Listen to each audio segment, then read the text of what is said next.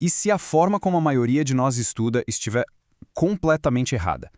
Hoje, a gente vai desvendar os principais pontos do livro Fixe o Conhecimento, uma obra que usa ciência para basicamente revolucionar o aprendizado.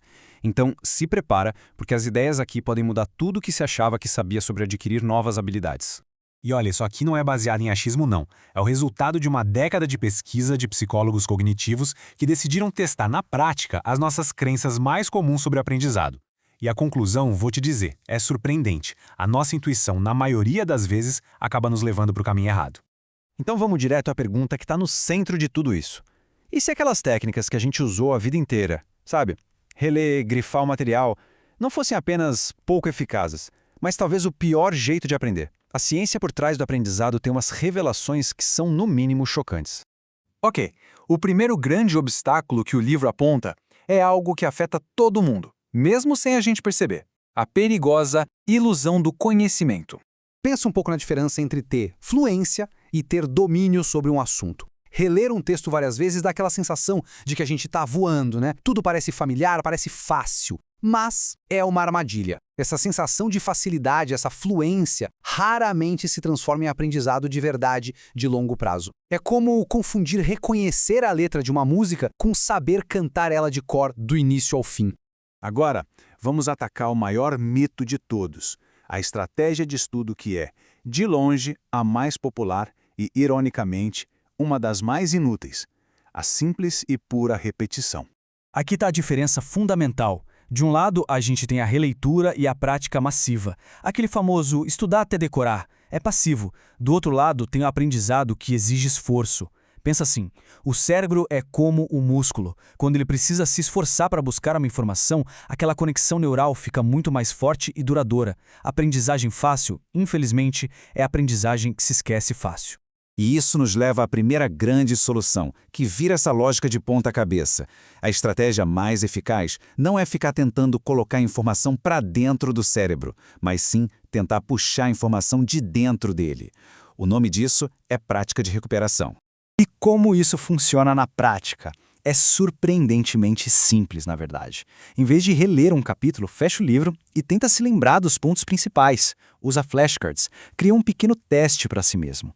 Cada vez que o cérebro é forçado a recuperar uma informação, a estrada neural que leva até aquela memória fica mais sólida, mais forte. A razão pela qual essa prática de recuperação funciona tão bem se baseia num princípio fascinante, que os pesquisadores chamam de dificuldades desejáveis. Essa citação do livro é perfeita. O esforço cognitivo não é um sinal de que algo vai mal. Muito pelo contrário, é o motor do aprendizado de verdade. As dificuldades que nos forçam a pensar, a lutar com o material, são exatamente o que constrói um conhecimento profundo e sólido. Para entender por que o esforço é a chave, vamos pensar no aprendizado em 3 fases. Primeiro, a codificação. É quando a informação entra. Depois, a consolidação. O cérebro organiza e guarda aquilo. Mas a mágica mesmo acontece na terceira fase, a recuperação. É quando a gente acessa e usa a informação que nós realmente a tornamos nossa, fortalecendo a memória cada vez mais. Além da prática de recuperação, o livro nos dá outras ferramentas bem poderosas e todas são baseadas nesse mesmo princípio do esforço inteligente. Então, pode esquecer aquela ideia de estudar tudo de uma vez na véspera da prova. A prática espaçada, ou seja, revisar o material em intervalos de tempo cada vez maiores, é muito mais poderosa para a memória. É como regar uma planta aos pouquinhos.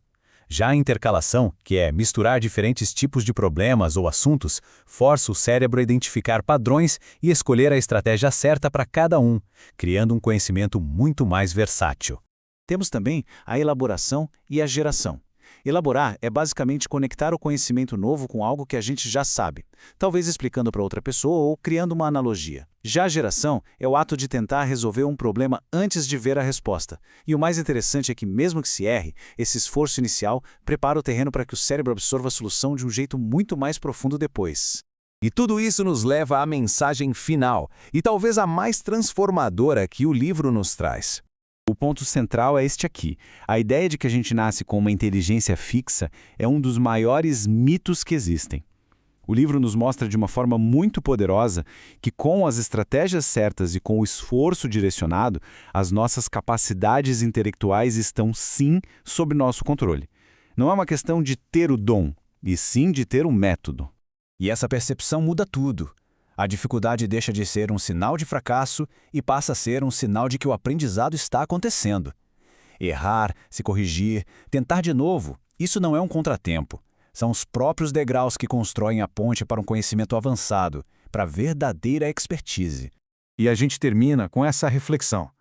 Para começar a aprender melhor, hoje mesmo, não precisa de nenhuma revolução. Talvez o primeiro passo seja simplesmente trocar 10 minutos de releitura passiva por 10 minutos de esforço ativo, tentando lembrar o que foi lido.